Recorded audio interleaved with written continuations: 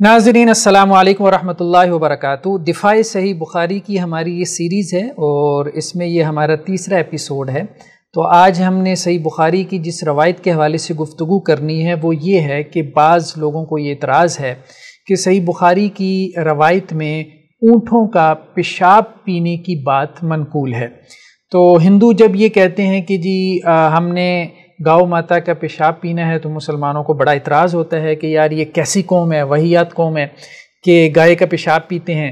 اور خود مسلمانوں کی جو کتاب ہے صحیح بخاری، مستند ترین حدیث کی کتاب، اس کے اندر اونٹ کا پیشاب جو ہے وہ پینے کی حدیثیں جو ہے وہ نقل ہوئی ہیں۔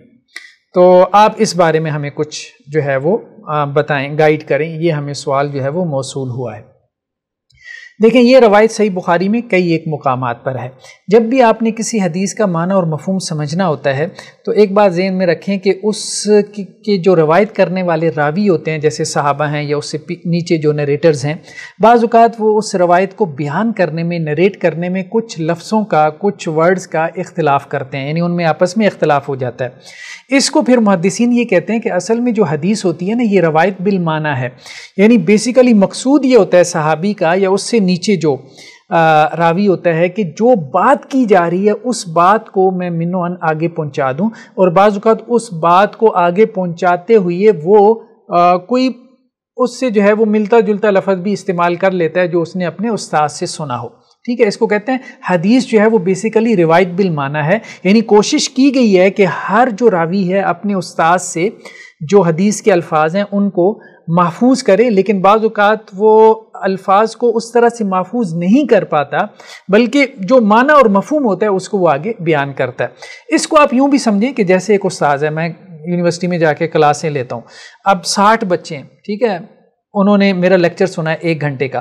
اب باہر جا کے ایک بچہ جو کہ کلاس میں حاضر نہیں تھا، وہ جب بعض دوسرے کلاس فیلو سے پوچھتا ہے کہ آج سر جی نے کیا پڑھایا ہے، تو ظاہری بات ہے کہ جو میرے اسٹوڈنٹس ہوں گے جنہوں نے کلاس اٹینڈ کی 1-1.5 گھنٹے کا لیکچر، وہ جب اسے بتائیں گے تو وہ اسے صحیح بتائیں گے کہ آج سر جی نے یہ ٹاپک پڑھایا ہے یا یہ باتیں سر جی نے بتائی ہیں، لیکن ان کے الفاظ آپس میں ملتے نہیں ہوں گے۔ کامن سینس مطلب یہ جو ہے نا وہ بات سمجھ میں آتی ہے، لیکن ایسا نہیں ہے کہ جی وہ ایک کہے کہ جی نہیں استاد جی نے یہ پڑھایا ہے، دوسرا کہے کہ جی نہیں استاد جی نے یہ پڑھایا ہے۔ جب تک اگر وہ کلاس میں اٹینٹیو رہے ہیں، اچھے بچے ہیں، تو وہ اس بات کو جو ہے وہ مستحضر رکھتے ہیں، یاد رکھتے ہیں۔ تو اس کو کہتے ہیں روایت بالمعنی۔ تو روایتوں میں جو لفظی اختلاف ہوتا ہے وہ اسی وجہ سے ہوتا ہے کہ محدثین کے ہزاروں میں آگے شاگرد ہوتے تھے، تو اس میں کچھ جو ہے وہ لکھ بھی لیتے تھے اور کچھ جو ہے وہ زبانی یاد کر لیتے تھے، تو اس لیے آگے جب بیان کرنے میں ان میں تھوڑا سا اختلاف ہو جاتا ہے، تو وہ اس لیے ہوتا ہے کہ وہ اصل میں اس معنی اور مفہوم کو آگے نقل کر رہے ہوتے ہیں جو انہوں نے اپنے استاد سے جو ہے وہ سنا ہوتا ہے۔ خیر بہرحال، لیکن اس کا مطلب یہ نہیں کہ انہوں نے الفاظ کا اہتمام نہیں کیا، انہوں نے الفاظ کا اہتمام کیا ہوتا ہے۔ یہ بنیاد ہے۔ اس کے بعد اب ہم چلتے ہیں صحیح بخاری کی اس روایت کی طرف۔ یہ روایت ہے ہمارے سامنے 233، حضرت انس بن مالک سے ہے۔ ٹھیک ہے، حضرت انس بن مالک سے کون بیان کر رہے ہیں؟ ابو کلابہ۔ حضرت انس بن مالک صحابی ہیں، وہ یہ کہتے ہیں کہ جی 2 قبیلے جو ہے اکل اور اورینا، یہ مدینہ میں آئے، فجتول مدینہ، یعنی مدینہ میں آ کے ان کے پیٹ جو ہے وہ خراب ہو گئے۔ فَأَمَرَهُ النبی صلی اللہ علیہ وسلم، اللہ کے نبی صلی اللہ علیہ وسلم نے انہیں حکم دیا بِلِقَاحٍ، ٹھیک ہے، لقاح کہتے ہیں کہ جی دودھ دینے والی جو اونٹنیاں ہیں ان کا جو ریوڑ ہے، تو ان کے پاس چلے جائیں، وَإِن يَشْرَبُوا مِنْ أَبْوَالِهَا وَأَلْبَانِهَا، اور وہاں جا کے وہ پئیں اونٹنیوں کا جو دودھ ہے اور ان کا جو پیشاب ہے وہ جا کے پئیں۔ ٹھیک ہے، کچھ لوگ اکل اور اورینا قبیلے کے وہ مدینہ میں آئے، انہوں نے اسلام قبول کیا تھا، تو مدینہ کی آب و ہوا ان کو راس نہیں آئی، یعنی بہرحال بادیہ نشین لوگ تھے، بدو تھے، صحرائی لوگ تھے، تو مدینہ ایک چھوٹی سی ریاست تھی، پیٹ خراب ہو گئے، تو آپ صلی اللہ علیہ وسلم فرمایا کہ مدینہ سے باہر جو ہے وہ ہمارا بیت المال کا ایک باغ ہے جس میں کچھ اونٹنیاں ہیں بیت المال کی، تو تم اس میں جاؤ اور اونٹنیوں کا پیشاب اور دودھ پیو، تو اس سے جو ہے وہ تمہیں صحت مل جائے گی۔ تو خیر بہرحال یہاں پہ حدیث میں کیا ہے، وہ چلے گئے، فَانْطَلَقُوا فَلَمَّا صَحُّوا، پھر وہ صحت مند بھی ہو گئے، یعنی انہیں صحت مل بھی گئی۔ اب یہ وہ روایت ہے جس کے اوپر جو ہے وہ اعتراض کیا جاتا ہے کہ اللہ کے رسول نے انہیں کہا کہ تم اونٹنی کا دودھ اور پیشاب پیو کیونکہ تمہارے پیٹ خراب ہو گئے ہیں، تو جب تم پیو گے تو تم صحت مند ہو جاؤ گے۔ انہوں نے جا کے پیا اور وہ صحت مند ہو بھی گئے۔ یہ بیسیکلی طب نبوی سے متعلق حدیث ہے. ہم اس کی طرف آتے ہیں، طب نبوی کی طرف. ابھی ہم آتے ہیں کہ صحیح بخاری میں جب یہ مختلف مقامات پہ یہ حدیث آئی ہے تو اس کے الفاظ جو ہیں وہ مختلف ہیں. ٹھیک ہے، اس حدیث میں تو الفاظ یہ ہیں، یہ آپ غور کریں ذرا. یہ روایت ہے 233. اس میں الفاظ کیا ہیں؟ فَأَمَرَهُ النبی صلی اللہ علیہ وسلم، اللہ کے نبی صلی اللہ علیہ وسلم نے انہیں حکم دیا کہ وہ جائیں. ٹھیک ہے، اللہ کے نبی صلی اللہ علیہ وسلم نے انہیں حکم دیا کہ وہ وہاں باغ میں جائیں. ٹھیک ہے، اونٹنیوں کے ریوڑ میں جائیں اور ان کا پیشاب اور ان کا دودھ پئیں. لیکن بعض دوسری روایتوں میں ہے کہ اللہ کے رسول صلی اللہ علیہ وسلم نے انہیں حکم نہیں دیا تھا. وہ بھی صحیح بخاری کی روایتیں ہیں، وہ بھی صحیح بخاری کی روایتیں ہیں. اس میں یہ ہے کہ آپ صلی اللہ علیہ وسلم نے انہیں صرف یہ بات کہی تھی کہ وہ اونٹنیوں کے باغ میں چلے جائیں، اونٹنیوں کے ریوڑ والا جو باغ ہے وہاں چلے جائیں اور وہاں جا کے جو ہے وہ کچھ وقت گزاریں. تو وہ وہاں چلے گئے اور انہوں نے اپنے طور پہ اونٹنی کا پیشاب اور دودھ پیا. یہ ہم آپ کو حدیث دکھاتے ہیں. یہ اب آپ حدیث دیکھیں، صحیح بخاری کی ہی ہے. ٹھیک ہے، 3018. یہ بھی حضرت انس بن مالک سے ہے اور ان سے کون بیان کر رہے ہیں؟ ابو قلابہ، اور ان سے ایوب. ٹھیک ہے، اور ایوب سے کون بیان کر رہے ہیں؟ وہیب. یہ جو دوسری روایت تھی اس میں کیا ہے؟ حضرت انس بن مالک سے ابو قلابہ، ان سے ایوب، اور ایوب سے حماد. یعنی یہ راوی ہے ایوب. ایوب سے جب حماد بیان کرتے ہیں، حماد، تو وہ کہتے ہیں کہ اللہ کے رسول نے انہیں حکم دیا کہ وہ جا کے پیشاب اور دودھ پئیں اونٹنیوں کا. ٹھیک ہے، جب ایوب سے کون بیان کرتا ہے؟ حماد. ٹھیک ہے، اب ہم دوسری روایت کی طرف آتے ہیں. ذرا اس کی سند بھی دیکھیں کہ جب ایوب سے، یعنی اوپر سند وہی ہے، انس سے ابو قلابہ، حضرت انس رضی اللہ عنہ سے، اور ابو قلابہ سے ایوب، پھر ایوب سے جب حماد کی جگہ وہیب بیان کرتے ہیں تو وہ کیا کہتے ہیں؟ وہ کہتے ہیں کہ جی اکل کے 8 لوگ آئے تھے آپ صلی اللہ علیہ وسلم کے پاس، 8 لوگ مدینہ میں آئے تھے اور ان کے پیٹ خراب ہو گئے. تو انہوں نے کیا کہا؟ انہوں نے کہا فقالو یا رسول اللہ صلی اللہ علیہ وسلم ابغنا رسلن، اے اللہ کے نبی صلی اللہ علیہ وسلم ہمیں دودھ دے دیجئے، ہمارے لیے اونٹنیوں کا دودھ اس کا بندوبست کیجئے. یہ دیکھیں، یہ ترجمہ، اللہ کے رسول صلی اللہ علیہ وسلم ہمارے لیے اونٹنیوں کے دودھ کا بندوبست کریں. یعنی قبیلے کے لوگ کیا کہہ رہے ہیں؟ ہمیں دودھ چاہیے، ابغنا رسلن. ٹھیک ہے، تو آپ صلی اللہ علیہ وسلم نے کیا کہا؟ بھائی آپ ایسا کرو کہ وہ جو ہمارا اونٹنیوں کا باڑا ہے نا وہاں آپ چلے جاؤ. تو فن تالکو، وہ چلے گئے. آپ صلی اللہ علیہ وسلم نے یہ نہیں کہا کہ تم یہ کرو، صرف یہ کہا ما اجد لکم الا ان تلحقو. ٹھیک ہے، مجھے تو یہی سمجھ میں آتی ہے تمہیں دودھ چاہیے نا تو تم وہ اونٹنیوں کے باڑے میں چلے جاؤ. ان تلحقو، مل جاؤ بالزود، وہ جو اونٹنیوں کا باڑا ہے ہمارا مدینہ شہر سے باہر. فن تالکو، وہ چلے گئے. فشاربو، اور انہوں نے پیا من ابوالہا و البانہا، اونٹنیوں کا دودھ اور ان کا پیشاب، یہاں تک کہ وہ صحت مند ہو گئے اور موٹے تازے ہو گئے. اور انہوں نے پھر کیا کیا؟ رسول اللہ صلی اللہ علیہ وسلم کے چرواہے کو قتل کیا اور وہ اونٹنیاں لے کے چلے گئے، بھاگ گئے، یعنی ڈاکو بن گئے. تو دوسری صحیح بخاری کی روایت میں کیا ہے کہ انہوں نے اللہ کے رسول صلی اللہ علیہ وسلم سے کہا کہ ہمیں دودھ چاہیے، ہمارے پیٹ خراب ہو گئے. تو آپ صلی اللہ علیہ وسلم فرمایا کہ تم اونٹنیوں کے باڑے میں چلے جاؤ. وہاں وہ چلے گئے اور وہاں جا کے انہوں نے دودھ بھی پیا اور پیشاب بھی پیا. کیوں پیا؟ اس لیے کہ اس دور میں ہر زمانے کی اپنی ایک طب ہوتی ہے نا. جیسے آج میڈیکل سائنس ہے، اب ظاہری بات ہے کہ میڈیکل سائنس جو ہے وہ ہماری جو ماڈرن میڈیکل سائنس ہے 1400 سال سے تو نہیں چلی آ رہی. پہلے طب یونانی ہوتی تھی، بلکہ آج بھی یونانی طب چلتی ہے. ہمارے ہاں جو ہے وہ گاؤں محلوں میں آپ کو ہر جگہ حکیم مل جاتے ہیں. پھر ایسے بھی ہیں جو علاج بالغذا کرتے ہیں اور دوسرے بھی ہیں، ٹھیک ہے، جو جڑی بوٹیوں سے علاج کرتے ہیں. تو اور بعض اوقات تو آپ دیکھتے تھے پرانے زمانے میں بادشاہوں کے بھی طبیب یہی لوگ ہوا کرتے تھے. بقراط جو ہے وہ یونانیوں میں بہت بڑا جو ہے وہ طبیب تھا، مسلمانوں میں ابن سینا وغیرہ. تو ابن سینا نے بھی لکھا ہے کہ عربوں کے اندر یہ عام کلچر تھا، رواج تھا کہ اونٹنی کا دودھ اور پیشاب دونوں وہ کیا کرتے تھے؟ پیٹ کی بیماریوں کے لیے علاج کے طور پہ جو ہے وہ استعمال کرتے تھے. تو ہر زمانے کی ایک سائنس ہوتی ہے. تو یہ ان کے ہاں ایک سائنس تھی، میڈیکل سائنس تھی، علاج کا ایک طریقہ کار تھا عربوں میں. تو انہوں نے یعنی اکل اور اورینا قبیلے کے لوگوں نے اپنے طور پہ اس زمانے کے علاج کے حوالے سے جو ہے وہ اس چیز کو استعمال کیا. آپ صلی اللہ علیہ وسلم سے انہوں نے صرف مطالبہ کیا تھا دودھ کا، اور آپ صلی اللہ علیہ وسلم نے انہیں دودھ کے حوالے سے اونٹنیوں کے ریوڑ میں جانے کا حکم دیا. ٹھیک ہے، تو اس سے بہت بات جو ہے وہ واضح ہو گئی کہ آپ صلی اللہ علیہ وسلم نے ان کو جو ہے وہ حکم نہیں دیا تھا، بلکہ انہوں نے خود سے جا کے جو ہے وہ اونٹنیوں کا پیشاب پیا تھا. اور پیا کیوں تھا؟ کیونکہ اس زمانے کی یہ کلچر تھا، ایک رواج تھا یا ایک علاج کا طریقہ کار تھا.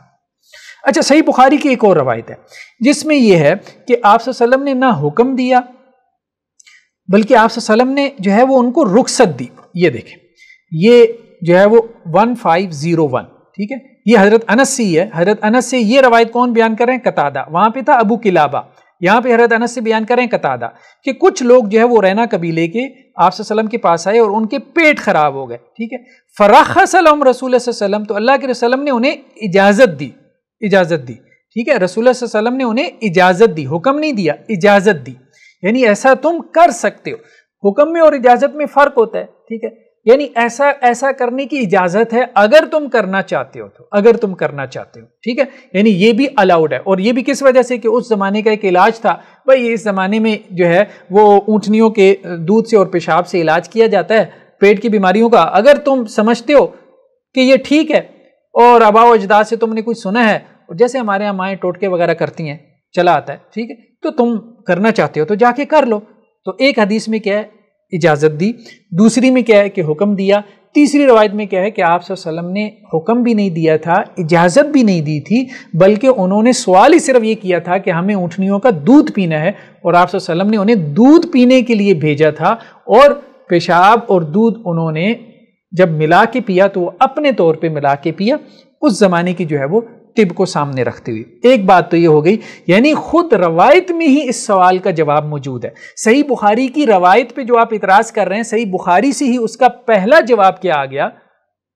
پہلا جواب یہ آ گیا کہ یہ کام انہوں نے خود سے کیا تھا. آپ صلی اللہ علیہ وسلم نے انہیں پیشاب پینے کا حکم نہیں دیا تھا، آپ صلی اللہ علیہ وسلم نے انہیں دودھ پینے کے لیے بھیجا تھا. پیشاب پینے کا عمل انہوں نے اپنی مرضی سے کیا تھا، اپنے ان کے ہاں جو آباء و اجداد سے جو عرب کلچر میں طور طریقے میں علاج کا طریقہ چلا آ رہا تھا اس کو انہوں نے فالو کیا تھا. ٹھیک ہے، ایک جواب تو یہ ہو گیا. دوسری اور اہم بات یہ ہے کہ صحیح بخاری کی روایتوں میں ایک اور جواب بھی آپ کو مل جاتا ہے. یعنی جب بھی کسی حدیث پہ اعتراض پیدا ہوگا نا تو آپ اس کی مختلف طرق، مختلف اس کی جو چینز ہیں سامنے رکھیں، آپ کو جواب مل جائے گا. صحیح بخاری کی بعض روایتوں میں اور اسی طرح سیاہ ستہ کی کچھ دوسری روایتوں میں ہمیں واضح طور پہ ملتا ہے کہ دودھ کا صرف تذکرہ ہے اور پیشاب کا ذکر نہیں ہے. یعنی اونٹنیوں کے دودھ کا تذکرہ ہے، پیشاب کا ذکر نہیں ہے، صحیح بخاری میں بھی اور بعض دوسری روایتوں میں بھی. یہ دیکھیں، یہ ہمارے سامنے جو ہے وہ صحیح بخاری کی روایت ہے، ٹھیک ہے، 5685. اور اس میں امام بخاری نے کیا باب باندھا ہے؟ باب الدوائی بالبان الابل، یعنی اونٹ کے دودھ سے علاج کرنا، اونٹ کے دودھ سے علاج کرنا، یعنی صرف دودھ کا تذکرہ کیا. ٹھیک ہے، تو یہاں یہ حضرت انس سے کس نے روایت کی؟ ثابت نے. یہ اب تیسرے راوی آ گیا حضرت انس سے، تیسرے راوی آ گیا. پہلے ابو قلابہ تھے، پھر اس کے بعد ہم نے دیکھا قتادہ تھے، پھر اس کے بعد حضرت ثابت آ گیا. تو حضرت انس سے جب ثابت بیان کرتے ہیں تو وہ کیا کہتے ہیں؟ وہ صرف دودھ کا تذکرہ کرتے ہیں، پیشاب کا نہیں. کہ کچھ لوگ جو ہے وہ مدینہ میں آئے تو وہ بیمار ہو گئے، تو اللہ کے رسول صلی اللہ علیہ وسلم سے انہوں نے کہا کہ آپ ہمارے لیے جگہ کا بندوبست کر دیں اور ہمیں کھانا بھی کھلائیں. تو بس جب وہ صحت مند ہو گئے تو انہوں نے کہا کہ مدینہ جو ہے نا اس کی آب و ہوا جو ہے وہ ہمیں راس نہیں آئی. تو آپ صلی اللہ علیہ وسلم نے انہیں ہرہ میں یعنی مدینہ سے باہر ایک مقام پہ اونٹوں کی جگہ پہ ان کے رہنے کا بندوبست فرما دیا. اور کیا کہا؟ فقال اشربوا البانہا، اور آپ صلی اللہ علیہ وسلم نے کہا کہ جاؤ جا کے ان اونٹوں کا کیا کرو؟ دودھ پیو. فلما صحوا، اور وہ صحت مند ہو گئے اونٹوں کا دودھ پی کے. ٹھیک ہے، ٹھیک ہے، یہ ہے نا، آپ صلی اللہ علیہ وسلم نے مقام حرہ میں اونٹوں کے ساتھ ان کے قیام کا بندوبست فرمایا اور فرمایا اونٹنیوں کا دودھ پیو، اونٹنیوں کا دودھ پیو. اور وہ تندرست ہو گئے. جب تندرست ہو گئے تو نبی کریم صلی اللہ علیہ وسلم کے چرواہے کو قتل کر دیا اور آپ صلی اللہ علیہ وسلم کے اونٹ لے کر بھاگ گئے. یعنی بدبخت نکلے، ٹھیک ہے، ڈاکو بن گئے. اسلام انہوں نے ہیلے بہانے سے جو ہے وہ قبول کیا تھا. تو یہاں پہ بھی اب ہم کیا دیکھ رہے ہیں؟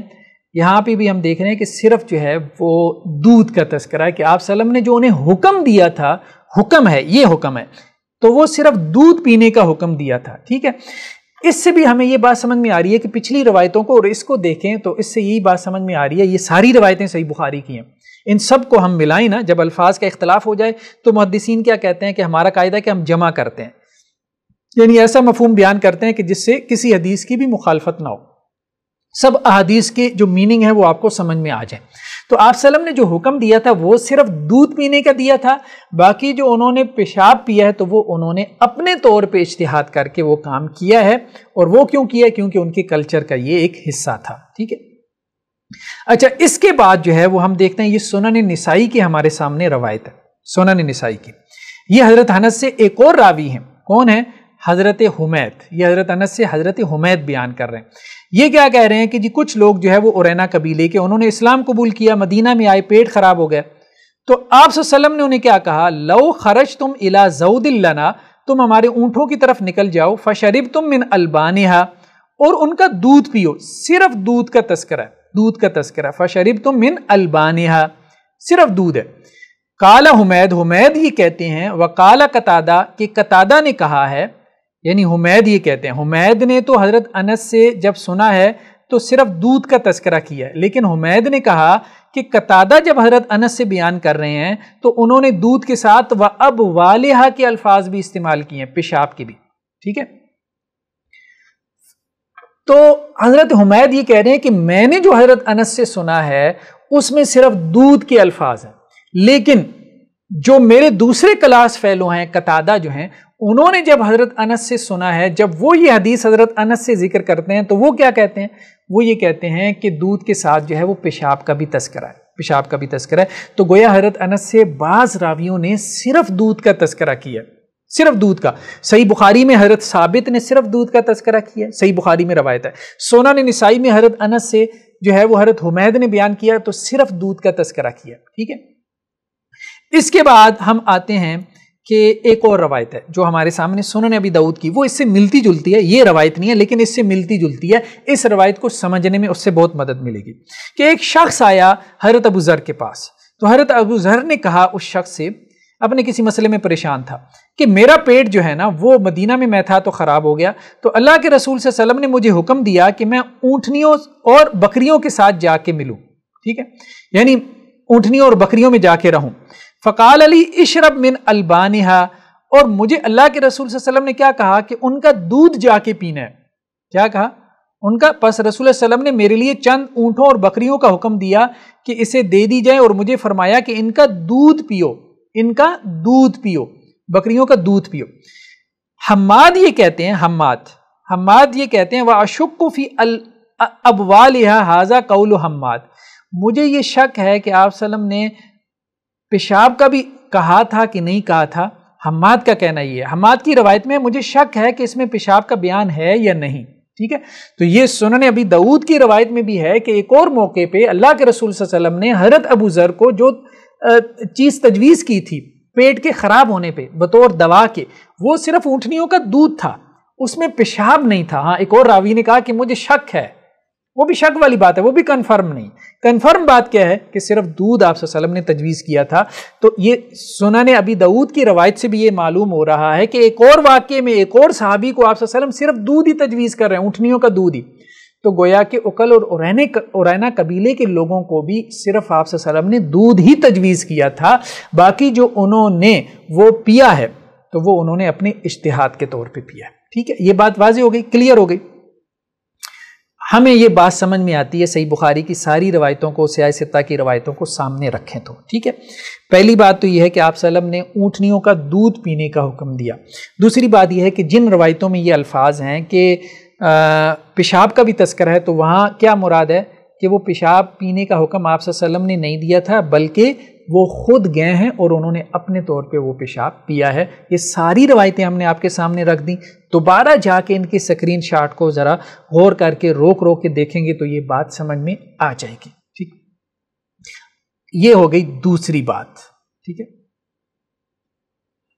اب رہی تیسری بات بھی بہت اہم ہے۔ ایک بندہ کہتا ہے جی ہم آپ کی توجیہ نہیں مانتے کہ آپ صلی اللہ علیہ وسلم نے جو ہے وہ صرف دودھ پینے کا جو ہے وہ حکم دیا تھا، اور انہوں نے خود سے جا کے جو ہے نا وہ اونٹنیوں کا پیشاب پی لیا، حالانکہ یہ روایتوں میں موجود ہے، آپ کیوں نہیں مانتے؟ یہ بھی صحیح بخاری کی روایتوں میں موجود ہے۔ چلیں آپ نہیں مانتے تو نہ مانیں، ہم کیا کہہ سکتے ہیں، آپ نے اعتراض ہی کرنا ہے۔ آپ کہتے ہیں کہ جی نہیں، وہ جو ایک روایت اٹکی ہوئی ہے نا جو آپ نے سب سے پہلے دکھائی ہے، اس میں یہ بات ہے کہ آپ صلی اللہ علیہ وسلم نے ہی جو ہے وہ حکم دیا تھا اونٹ کا دودھ پینے کا بھی اور پیشاب پینے کا بھی، تو اس کا کیا کریں گے؟ باقی تو ساری روایتیں سمجھ میں آ گئی۔ ہم نے کہا کہ اس روایت کو بھی آپ اس معنی میں لے لیں، لیکن آپ نہیں لے رہے۔ چلیں پھر ہم آپ کو بتاتے ہیں کہ صحیح مسلم کی ایک اور روایت ہے جو آپ کا یہ مسئلہ حل کر دیتی ہے، جب آپ یہ کہتے ہیں کہ دونوں باتوں کا حکم آپ صلی اللہ علیہ وسلم نے دیا تھا، ٹھیک ہے؟ تو صحیح مسلم کی ایک روایت ہے جس میں یہ بات ہے کہ آپ صلی اللہ علیہ وسلم نے پینے کا حکم نہیں دیا تھا، آپ صلی اللہ علیہ وسلم نے استعمال کرنے کا حکم دیا تھا۔ یعنی ایک ایسا لفظ بولا تھا کہ جس میں پینے کا مفہوم نہیں ہے، ٹھیک ہے؟ اس میں یہ ہے کہ آپ اس کو اپنے استعمال میں لا سکتے ہو، اگر آپ نے اس کو اپنے استعمال میں لانا، پینا تو دودھ ہی ہے لیکن دوسری چیز کو بھی اس عمومی لفظ میں شامل کر لیا تاکہ اگر دوسری چیز کے استعمال سے، جیسے آپ اگر زخموں پہ لگانا چاہتے ہو جس سے وہ مندمل ہو جائیں، تو ظاہری بات ہے دعائیں جو ہے نا، میڈیسن ضروری نہیں کہ آپ اس کو پیٹ میں ہی ڈالیں، بعض اوقات میڈیسن جو ہے وہ آپ کے جیسے دوا اور مرہم کے طور پہ بھی استعمال ہو جاتی ہے، کریم کے طور پہ بھی استعمال ہو جاتی ہے، ٹھیک ہے؟ اچھا یہ دیکھیں، یہ صحیح مسلم کی روایت ہے 1671، ٹھیک ہے؟ وہی واقعہ حضرت انس سے جو ہے وہ ابو قلابہ بیان کرتے ہیں اور ابو قلابہ سے ان کے مولا بیان کرتے ہیں کہ یہ اکل قبیلے کے 8 لوگ تھے جو آپ صلی اللہ علیہ وسلم کے پاس آئے، اسلام پہ بیعت کی، ٹھیک ہے؟ اور وہ بیمار ہو گئے تو انہوں نے آپ صلی اللہ علیہ وسلم سے جو ہے وہ شکایت کی، تو آپ صلی اللہ علیہ وسلم نے کیا کہا؟ الا تخرجون مع رائینا فی ابلہ، تو ہمارے جو اونٹ ہیں وہاں پہ ہمارا چرواہا بھی ہے تو آپ وہاں چلے جاؤ۔ فَتُصِيبُونَ، کیا الفاظ ہیں؟ فَتُصِيبُونَ مِنْ أَبْوَالِهَا وَأَلْبَانِهَا، ٹھیک ہے؟ تو تم اصاب یصیب اصابتاً، اسی سے لفظ مصیبت بھی بنا ہے، تو اصابت کا مطلب یہ نہیں ہے کہ پینا، یہ ایک عمومی معنی میں اصاب یصیب اصابتاً پہنچنا، ٹھیک ہے؟ فَتُصِيبُونَ مِنْ أَبْوَالِهَا وَأَلْبَانِهَا، یعنی اگر ہم اس کا جو ہے وہ محاورتاً ترجمہ کریں تو تم ان کے پیشاب اور اونٹنیوں کے دودھ کو اپنے استعمال میں لے آؤ، ٹھیک ہے؟ تو آپ صلی اللہ علیہ وسلم نے استعمال میں لانے کی بات کی تھی تو وہ نکلے ہیں اور انہوں نے جا کے ان کو پی لیا، ٹھیک ہے؟ تو وہ صحت مند ہو گئے، ٹھیک؟ تو کہنے کا مقصد یہ ہے کہ بعض روایتوں میں یہ بھی ہے کہ پینے کی بات نہیں ہے، تیسرا جواب یہ ہو گیا کہ پینے کی بات نہیں ہے، ٹھیک ہے؟ تو اب تک اگر ہم اپنے نکات کو سمرائز کریں، پہلی بات تو یہ ہے کہ روایتوں میں جو ہے بعض صحیح بخاری کی اور سیاہ ستہ کی روایتوں میں ہے کہ صرف دودھ کا تذکرہ ہے، پیشاب کا تذکرہ ہی نہیں ہے۔ پہلا جواب تو یہ ہو گیا، ٹھیک ہے؟ بہت سیف سائڈ جواب ہے۔ دوسرا یہ ہے کہ بعض روایتوں میں پیشاب کا بھی تذکرہ ہے، نو ڈاؤٹ ہے، ٹھیک ہے؟ لیکن انہی روایتوں میں یہ بھی ہے کہ آپ صلی اللہ علیہ وسلم نے پیشاب پینے کا حکم نہیں دیا تھا، آپ صلی اللہ علیہ وسلم نے صرف حکم یہ دیا تھا کہ تم جاؤ اور جا کے دودھ پیو، کیونکہ انہوں نے کہا تھا کہ ہمیں دودھ چاہیے، ہمارے پیٹ خراب ہو گیا، تو آپ صلی اللہ علیہ وسلم فرمایا کہ ہماری فلاں چراگاہ میں چلے جاؤ، اونٹنیوں کی چراگاہ میں، تو وہ چلے گئے اور انہوں نے اپنے طور پہ جو ہے وہ پیشاب بھی پیا اور دودھ بھی پیا۔ دوسرا جواب تو یہ ہو گیا آپ صلی اللہ علیہ وسلم کا پیشاب پینے کا حکم نہیں تھا۔ تیسرا جواب یہ ہو گیا کہ آپ صلی اللہ علیہ وسلم نے جو حکم دیا تھا پیشاب کے حوالے سے، دودھ کے حوالے سے، تو وہ پینے کا نہیں تھا، وہ کیا تھا؟ وہ استعمال کرنے کے حوالے سے تھا، استعمال کرنے کے حوالے سے، ٹھیک ہے؟ 3 باتیں ہو گئیں۔ ابھی چوتھی بات، ہم نے اپنا موقف تو آپ کے سامنے عرض کر دیا، ٹھیک ہے، کہ ہمارے نزدیک ان روایتوں میں جمع یہی ہے کہ آپ صلی اللہ علیہ وسلم نے دودھ پینے کا حکم دیا تھا، پیشاب انہوں نے اپنے طور پہ پیا، ٹھیک ہے، یا اس کو استعمال میں لے کے آئے۔ لیکن بعض دوسرے اہل علم کا موقف ہے کہ پیشاب بھی پیا، ٹھیک ہے، دوسرے اہل علم کا موقف ہے، امام بخاری کا ہے، ٹھیک ہے، امام بخاری کا بھی موقف ہے، تو اس کی کیا توجیہ ہے؟ اس کی پھر آپ کے نزدیک کیا توجیہ ہے؟ دیکھیں بات یہ ہے کہ امام بخاری جو ہے نا وہ اپنی کتاب میں یہ بات لے کر آئے ہیں کہ دوا کے طور پہ آپ اونٹ کے پیشاب کو استعمال کر سکتے ہیں، دوا کے طور پہ۔ اچھا یہ ہمارے سامنے روایت ہے امام بخاری سے کہ باب الدواء بابواب الابل، کہ اونٹ کے پیشاب سے جو ہے وہ علاج کا کام کرنا جائز ہے۔ یہ حضرت انس سے وہی حضرت قتادہ کی روایت ہے کہ کچھ لوگ مدینہ میں آئے اور پیٹ خراب ہو گیا، آپ صلی اللہ علیہ وسلم نے کہا کہ جاؤ ہمارے جو ہے وہ جو چراگاہ ہے اونٹوں کی وہاں چلے جاؤ، ٹھیک ہے، تو وہ چلے گئے اور انہوں نے وہاں پہ دودھ اور پیشاب پیا، یہاں تک کہ ان کے بدن جو ہے وہ موٹے ہو گئے، ٹھیک ہے۔ تو امام بخاری یہ کہتے ہیں کہ دوا کے طور پہ اس کو پینا کیا ہے؟ جائز ہے، دوا کے طور پہ، ٹھیک ہے۔ اور دوا کے طور پہ پینے کے حوالے سے وہ کچھ اور چیزیں بھی جو ہے وہ لے کر آئے ہیں، اور چیزیں بھی لے کر آئے ہیں، اگرچہ وہ اللہ کے رسول صلی اللہ علیہ وسلم سے ثابت نہیں ہے، ٹھیک ہے۔ یہ دیکھیں جیسے صحیح بخاری میں کتاب الطب، یہ طب سے مراد طب نبوی ہے، باب البان الاتن ہے، اتن کہتے ہیں گدی، مطلب گدی کا دودھ پینا، ٹھیک ہے۔ یہ طب کا بیان ہے نا، علاج کے طور پہ گدی کا دودھ پینا یہ کیسا ہے، ٹھیک ہے۔ تو حضرت ابن شہاب زہری سے روایت ہے کہ میں نے ابو ادریس خولانی سے پوچھا، ٹھیک ہے۔ ابو ادریس خولانی یہ بھی جو ہیں وہ تابعی ہیں، مطلب یہ صحابی کی بات نہیں ہے، اللہ کے رسول صلی اللہ علیہ وسلم کی بات نہیں ہے، لیکن تابعین کا زمانہ بھی چونکہ گولڈن جو ہے وہ ایراز میں آ جاتا ہے، ٹائم پیریڈ میں آ جاتا ہے، تو اس حوالے سے امام بخاری ان کے تابعین کے اقوال بھی بعض اوقات لے آتے ہیں۔ حل نتوضع او نشرب البان الاتن، کیا ہم وضو کر سکتے ہیں یا دودھ پی سکتے ہیں گدی کا؟ مطلب جب ہمارے پاس جو ہے وہ پانی نہیں ہے وضو کرنے کے لیے تو ہم تیمم کر لیں یا گدی کے دودھ سے وضو کر لیں، یہ نہیں ہے کہ پانی موجود ہے تو ہم گدی کے دودھ سے وضو کریں، یہ کوئی بات نہیں۔ مطلب سفر میں آپ پانی نہیں ہے، لک و دک صحرا تھا، عرب جو ہے وہ ڈیزرٹ تھا بہت بڑا، اور وہ سفر کرتے تھے اونٹ پہ جو ہے وہ اسی طرح سے جو ہے وہ گدوں وغیرہ پہ، گھوڑوں وغیرہ پہ۔ تو اور دوسرا انہوں نے کہا کہ کیا ہم جو ہے وہ اس کا دودھ جو ہے وہ پی سکتے ہیں یعنی علاج کے طور پہ؟ تو یہ ہم نے کہا نا اس دور کی ایک طب تھی، اس دور میں یہ چیزیں جو ہے وہ طب کے طور پہ استعمال ہوتی تھی۔ تو اب اس پہ انہوں نے کیا جواب دیا ہے کہ، اور دوسرا کیا ہے کہ جو جانوروں کا جگر ہے، درندوں کا جو جگر ہے، درندے کا جو پتا ہے یہ، ٹھیک ہے، وہ ہم کیا استعمال کر سکتے ہیں، یا ہم اونٹ کا پیشاب پی سکتے ہیں، یہ تین باتیں۔ تو انہوں نے کہا کہ بھائی مسلمان جو ہے نا وہ دوا کے لیے اس کو استعمال کرتے رہے ہیں، یعنی اونٹ کے پیشاب کو، مسلمان اونٹ کے پیشاب کو تو دوا کے طور پہ استعمال کرتے رہے ہیں، لیکن گدی کے دودھ کے بارے میں ہمیں کوئی حدیث نہیں پہنچی، ٹھیک ہے۔ آپ صلی اللہ علیہ وسلم نے صرف اتنا کہا ہے کہ گدے کا گوشت کھانے سے منع فرمایا، البتہ اس کے دودھ کے حوالے سے ہمیں کوئی ممانعت نہیں پہنچی۔ تو اب یہاں پہ انہوں نے یہ بات کہی ہے کہ ان تابعین کہ دیکھو گدی کی دودھ کے حوالے سے تو اللہ کے وسلم سے ہمیں کوئی حدیث نہیں پہنچی، ٹھیک ہے، اس لیے اس کے حوالے سے تو میں کوئی گفتگو نہیں کرتا، لیکن اونٹ کے پیشاب کو جو ہے بطور علاج کے مسلمان جو ہے وہ استعمال کرتے چلے آئے ہیں، مطلب یہ پہلے سے چلا آ رہا ہے، دور جاہلیت سے چلا آ رہا ہے، ٹھیک ہے۔ تو مسلمانوں نے یہ کیا، یعنی بعض مسلمانوں نے یہ بات کی ہے، تو اس لیے بعض اہل علم کا یہ رجحان بن گیا تھا کہ ہم ایسا کر سکتے ہیں، ٹھیک ہے۔